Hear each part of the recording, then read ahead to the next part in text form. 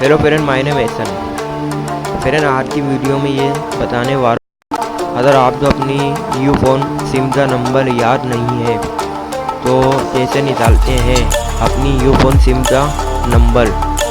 Friend, number निकालने के लिए हमें आसान सा नंबर है वो मिलाना है।